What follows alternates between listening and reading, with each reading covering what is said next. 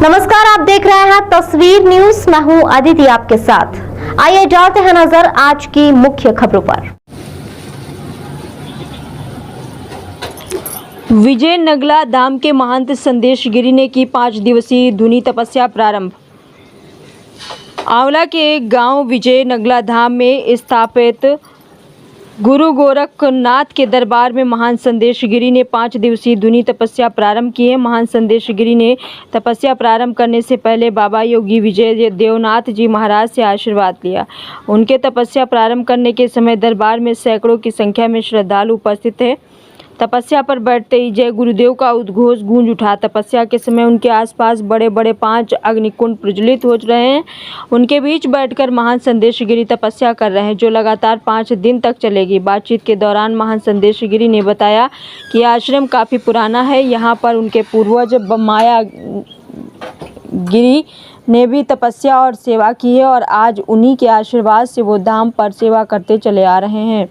आज उन्होंने अपने गुरु के आशीर्वाद से ये तपस्या प्रारंभ की और आगे बाबा की कृपा रहेगी तो और भी तपस्या की जाएगी। इसके अलावा उन्होंने बताया कि यहाँ आने वाले सभी श्रद्धालु की मनोकामना पूर्ण होती रहेगी, वहीं दुख मुसीबत दूर होते हैं। इस अवसर पर बाबा के दरबार में सैकड़ों की संख्या में श्रद्धालु व अन्य लोग उपस्थित रहे।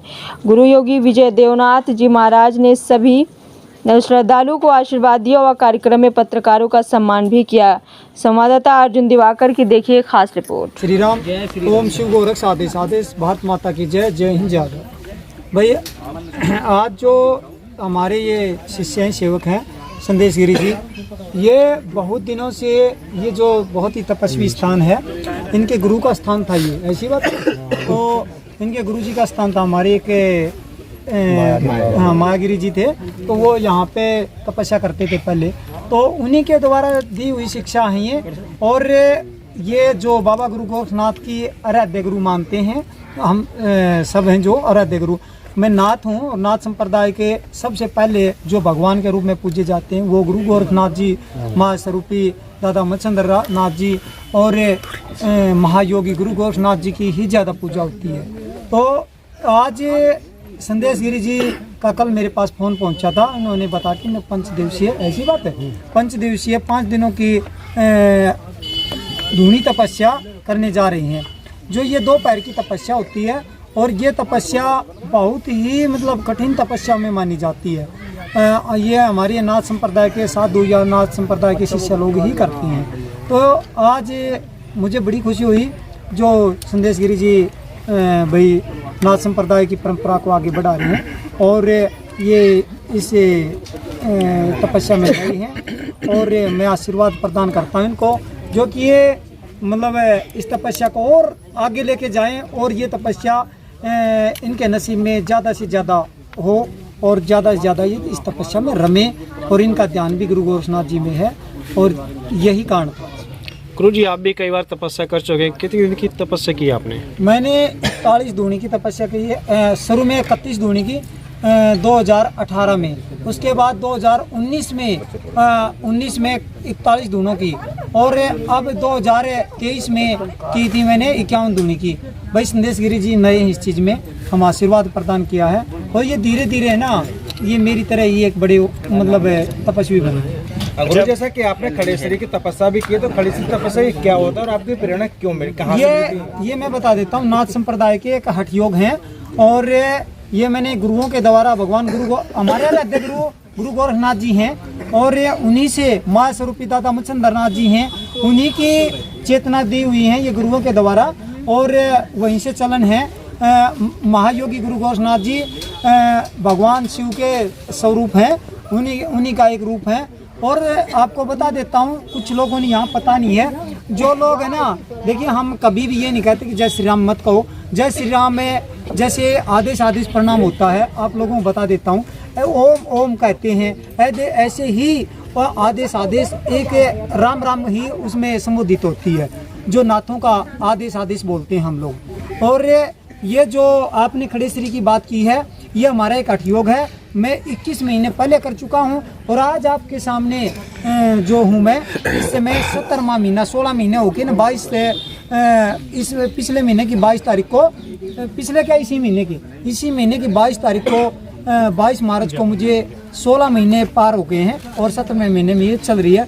और भगवान गुरु गोरखनाथ जी की कृपा से चल रही है। कितने दिन चलवाएं उनकी मर्जी। गोरखनाथ जी का ये कौन सा स्थान है और जो आपने तपस्या की है इससे ये मैंने बात कही है कि हठ योगी की, हम हठ योगी हैं और बहुत चमत्कार हुए हैं। लोगों से जाके पूछिए।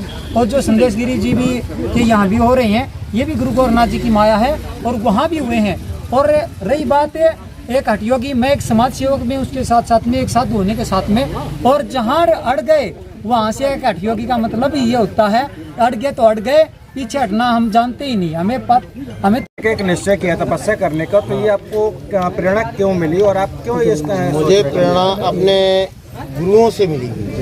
जैसे हमारे महाराज जी गुरुवर हैं, ऐसे हमारे इनसे पहले हमारे वो सुरक्षादार गए। इनसे पहले जो गुरुवर थे हमारे, उनका नाम श्री श्याम सुंदर दास लालगिरी बाबा था। वो हरि बाबा के शिष्य थे, मैं उनका शिष्य हूँ। मैं अपने गुरु के गुरुओं को और सभी गुरुजनों को और सभी संतों को नमन करता हूँ। सर्वप्रथम तो ये, और सभी भाई बंधुओं और बहनों को भी नमन करता हूँ। और हम लोगों में गोस्वामी में जैसे महाराज ने कहा, वो सर्वप्रथम कहा जाता है ओम नमो नारायण। और वैसे जो जिस चीज़ को पूजा करते हैं, जैसे मैं आज गुरु गोरखनाथ सिद्ध बाबा अपने मायागिर बाबा की तपस्या में लीन होने जा रहा हूँ गुरु जी के आशीर्वाद से, और इसके पाने के हेतु प्रार्थना कर रहा हूँ। ये प्रेरणाएं हैं हम लोगों की तपस्याओं की, पहले से प्रेरणा रही हैं। और हमारे सगे दादा भी लक्ष्मण गिरी का मैं एक नाती हूँ, वो भी जूना अखाड़े से बिलोंग थे। और हमारे अखाड़े वैसे 7 हैं, वैसे सनातनी 13 अखाड़े, और मैं सभी अखाड़ों को नमन करता हूँ।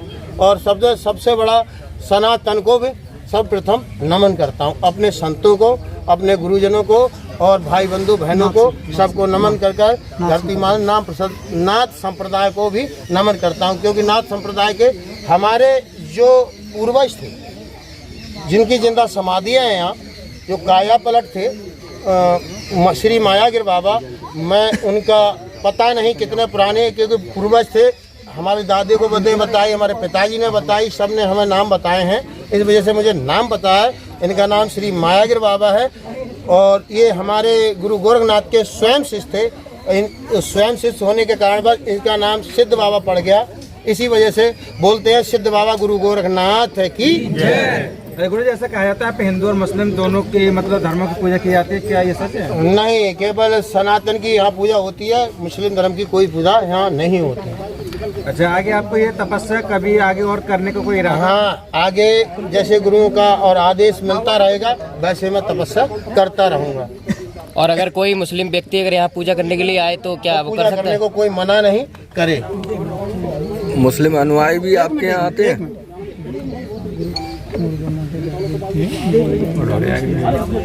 रिकॉर्ड हो रहे हैं हमारे लिए सभी धर्म से भी सर्वप्रिय। और जैसे कि हमारे गोगा मैडी में झारवीर का दरबार है, उन्हें दोनों समाज मानते हैं। और धर्मों की बात तो यहाँ है, वैसे कहा है आए एक ही घाट से उतरे एक ही घाट, हवा लगी संसार की तो हुए 12 बाट। एक ही पिता है और एक ही ईश्वर है। अगर धर्म अलग होता तो ईश्वर 2 होते, एक नहीं होता। बोलो सनातन धर्म की जय।